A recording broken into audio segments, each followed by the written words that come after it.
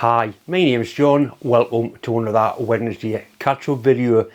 This video nearly didn't happen. The computer I use, or the PC I use for editing, has been away getting some new bigger hard drives fitted and a bit more memory, and I didn't get it back. So what I've had to do is bring an old computer out, like my backup computer, and sort of download things, and I couldn't find my Google password. It's been an absolute nightmare for like 24 hours just to try and get this bastard video sorted. But anyway, it's up and running now. The weekend, last weekend, I was at the Steam Rally at Gloucester. What a fantastic weekend. A special thanks once again to Rob from Extreme Plasma for inviting me and the wife down there. It was a good rally, but it was also my wedding anniversary. Been married 45 years, so it was nice to sort of spend that in a hotel. And then the steam rally, I had a run round on a steam roller. Really enjoyed that. There was loads of my viewers come to see us, shake my hand, take the piss. It was really good fun. I really did enjoy meeting you. I'm looking forward to doing it all again. I'm at Onslow Park steam rally at the end of the month, and then Scampston after that. Like I say, I really did enjoy it. Personally, I'm starting to feel like John again. I'm not right, but I'm a lot better, which is due partially in fact to some meds, but also to the help I've had, help and support, especially from my wife Deborah. Honestly, you need friends and you need family, you need support. Anyway, that's enough waffling on. What we're going to do in tonight's video is show part 14 of the lathe tutorial, which I think is all about boring bars. Anyway, I'll go upstairs. The video I was going to put on, I haven't got it, it's on the other computer. I'll see what I can find and we'll sort of conjure up some sort of a Wednesday catch-up video.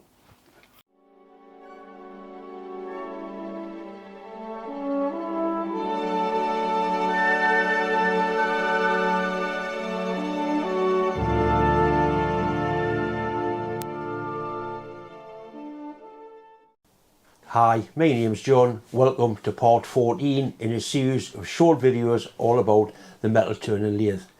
In tonight's episode, I'm going to talk about and demonstrate the use of boring bars in the lathe. This is some of the boring bars that I use all the time on this lathe. I think that's probably the most popular one. It's just a cheap, bang good boring tool, but it has been very successful. They're insert boring bars. That's another insert boring bar. That's another one. There's a bar here that's been hand formed, hand ground. That works perfectly alright. There's a one there, that's the one I made out of high speed steel. That really does work nice, especially on brass. There's a one there that's been made out of a broken milling cutter for a specific job. I didn't make it, but I have used it. I'm going to put some material in the chuck and show you how to set the boring tool up to get the best from it, and show you some of the problems you do get getting clearance using a boring bar. This is a conventional cutting tool, a tip tool that I use all the time on the outside of a piece of round stock. The clearance angle, I'll bring that into the touches, that's a clearance angle between the tip of the tool and the base of the tool. Is quite wide because the material, the actual raw material, curves away from it. So the gap at the bottom is bigger than the gap at the top. That's clearance angle. That's one of the problems you have using a boring tool. These two lathe tools actually use the same tip. That one there is a left-hand knife tool. You can see how the top of the tool is fairly flat. And this one here is a boring tool. You can see how it's got a steep angle on. It's got a lot more clearance on there to allow for the inside of the hole. That one doesn't matter because the material curves away. But this one, the material actually curves into it. There's quite a pronounced difference in the angle. It's important that you use the biggest boring bar you possibly can. The boring bar is overhanging quite a long way and you get flex. So the stiffer the boring bar, the better, and as little stick out as possible. This is a nice simple boring job because it's an open hole. We're going to go straight through. So you can see how much tool is sticking out. And there's just enough it's through there. The tool's right through and we're just missing the tool post. It's got to be as tight as that. It's important that the tool's on centre height. I'm just going to touch it off. Then I'm going to put a cut on 0.25mm. That'll take half a mil out of it. Power feed onto it.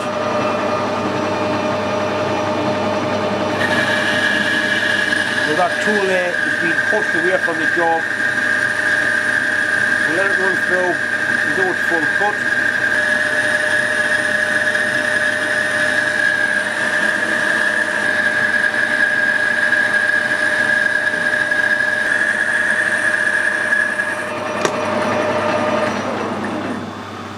Right, I'm going to bring the tool back out.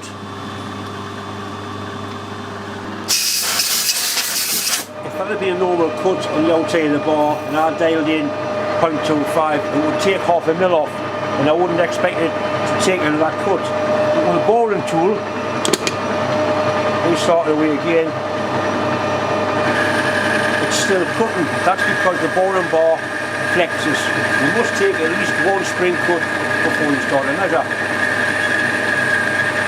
During boring, I often power feed in and power feed out, and it'll take 2 or 3 spring cuts to get to the size you want and to get a measurement, an accurate measurement.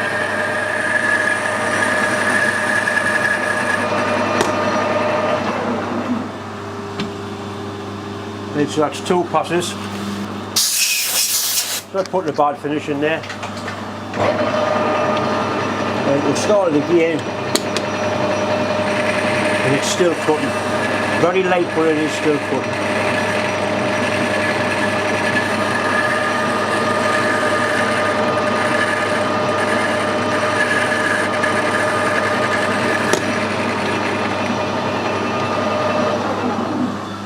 As well as having a big relief angle on there, the end of the tool has also got relief on as well. You can see it there. Which means I've just machined on this very point so I can create a flat bottom hole. I'm going to bore a hole, we need a flat face in there. This could be 4 or 5 inches up inside a piece of material where I'm working totally blind, which pointers doing that because I couldn't film it, could I? So we need to machine that to a certain size, a certain depth, and machine that face there flat. I'm going to take a roughing cut first, just touch it off.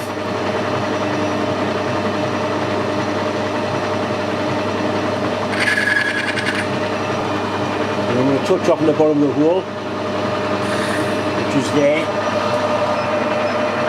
Now I've set my DRO to 0. If we didn't have a DRO, we'd be using dial gauges.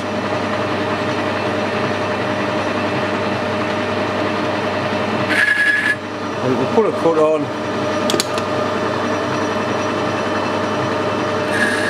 I'm watching my DRO getting down to 0, and I'll stop it just before it gets there.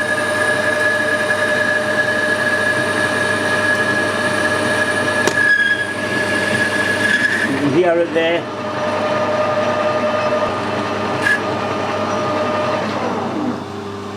Right, so we want to go, say, a mil bigger and a mil deeper. So it's a ½ mil cut to start with. Put that on now. It won't take a ½ mil out because the bar will flex.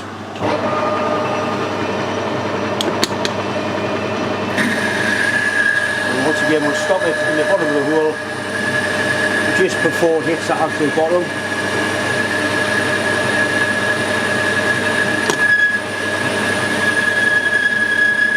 Which is there, and we can use that to machine the base of the hole.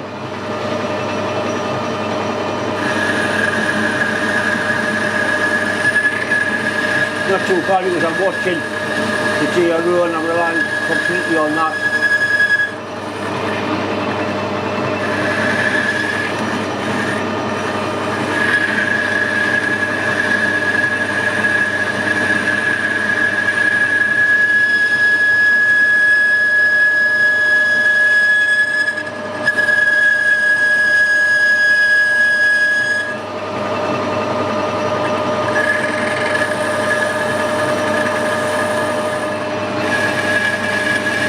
That's a spring cut, and take that in at a full depth.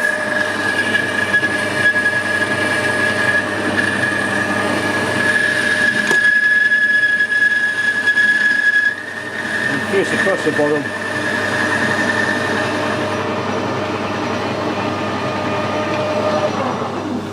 And that's basically a flat bottom hole. Normally you can get away with a drilled hole and just leave the taper on. But you can see how you could get a massive boring tool in there to bore that. You could use that one, but you would never be able to face inside the hole. So boring bars are always a little bit flexible. We can machine a taper in there by using the compound slide, but before I do that I would shorten the boring bar right off, as short as possible.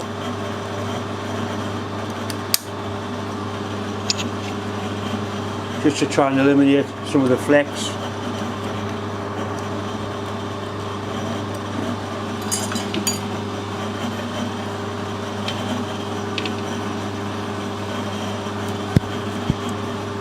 So you've set the angle you want to bore at on your compound slide.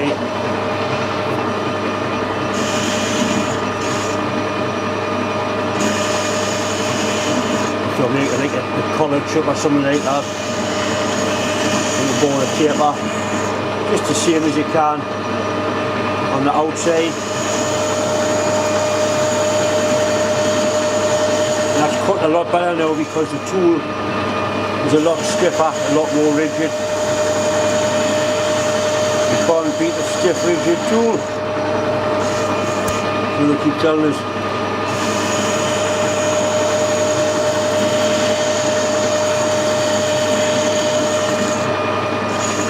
You could use that same tool just to come out and face the end.